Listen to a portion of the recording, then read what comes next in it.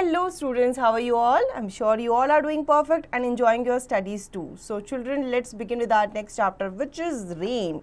यहाँ पे बारिश के बारे में बताया गया। बारिश देखो सबको अच्छी लगती है, कुछ लोगों को अच्छी नहीं भी लगती क्योंकि कीचड़ हो जाता है, गीला गीला हो जाता है, लेकिन कुछ लोगों को ये बहुत अच्छी लगती है। तो यहाँ पे एक बच्चा जो है वो रेन के बारे में क्या कहना चाह रही है, चलिए जान लेते हैं। One rainy afternoon in Shimla, little Priya was excited as she loved playing in the rain. As soon the first drop fell, she put on her yellow raincoat and boots and ran outside.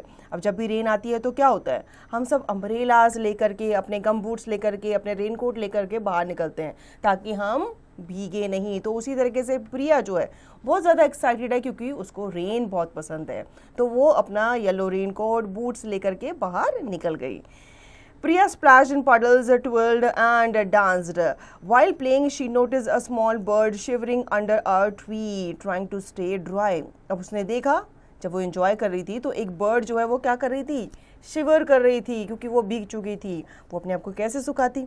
Oh poor thing, Priya said gently. She carefully picked up the bird and found a dry spot under the porch. She made a cozy nest with an old shoe box and some leaves. अब उसने उसको क्या किया, gently उठाया और उसको कुछ dry spots पे लेकर के गई, उसको अच्छे से वहाँ पे सुखाया, एक ओल्ड शू बॉक्स में उसे रख दिया कुछ लीव्स के साथ। There you go, little bird, you will be safe here until the rain stops, she whispered. अब उसने उसको क्या कहा कि तुम यहाँ पे सेफ रहोगी जब तक बारिश बंद नहीं हो जाती। As the rain eased and the sun peeked through the clouds, the little bird chirped heavily. अब बारिश होने के बाद क्या हुए, बादल छटे और धूप आ गया। जब धूप आ गई तो फिर उस बर्ड को आराम मिला। Priya removed the cover and watched the bird fly away, its wings shimmering with raindrops. अब वो जो बर्ड है, जैसे ही उसको पता चला कि बारिश जा चुकी है तो प्रिया उसके पास आई, उसके ऊपर से उसने कपड़ा हटाया और वो बर्ड उड़ गई। Goodbye little friend, she called out. Feeling proud, Priya returned inside where her mother greeted her with a warm towel. अब ये सब देखकर उसे बहुत अच्छा लगा कि मैंने किसी बर्ड की क्या की, हेल्प की, और वो अपने घर आ गई। You did a wonderful thing today, Priya, she said with a smile. अब उसकी मम्मा ने भी उसको क्या किया, प्रेज किया। Priya beamed. Rainy days are the best, she replied, and every rainy day after that, Priya remembered her little bird friend and the joy of helping others. अब rain days जो होते हैं, रेनी डेज जो होते हैं वो बहुत अच्छे होते हैं, ऐसा प्रिया कह रही है। और जब जब रेन आएगी उसको उस बर्ड की हमेशा याद आएगी जिसकी उसने क्या की थी, हेल्प की थी। तो ये स्टोरी हमें ये बताती है कि हमें दूसरों की क्या करनी चाहिए, हेल्प करनी चाहिए, ना ही ह्यूमन की, बल्कि हमें जो बर्ड्स हैं, एनिमल्स हैं, जिनको भी आप भीगता हुआ देखते हो उनकी आप क्या करो, हेल्प करो।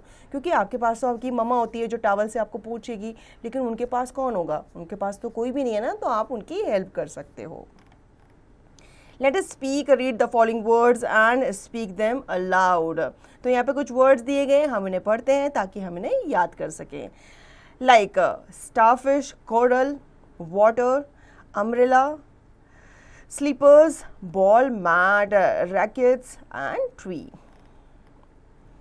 Let us listen. Common noun. A common noun is a general name given to a person, place or thing. तो ये common noun होते हैं, जैसे कि girl कॉमन है, ठीक है। अगर पर्टिकुलर बात करें, रिया, प्रिया, इस तरीके से ये जो पर्टिकुलर हो जाते हैं प्रॉपर नाउन हो जाते हैं, लेकिन कॉमन गर्ल है। सिटी कॉमन है, ठीक है। टॉय ये भी कॉमन है। Let us right, find out the common nouns in the given picture and right their names in the given space. अब यहाँ पे आपको क्या करना है, कॉमन नाउन्स को फाइंड आउट करना है, जैसे कि गर्ल है, बॉय है, ठीक है, और यहाँ पे आप उनके नाम भी लिखेंगे। So children, I hope you understood the chapter very well. Now you will revise the chapter and practice the given exercise to understand the chapter thoroughly.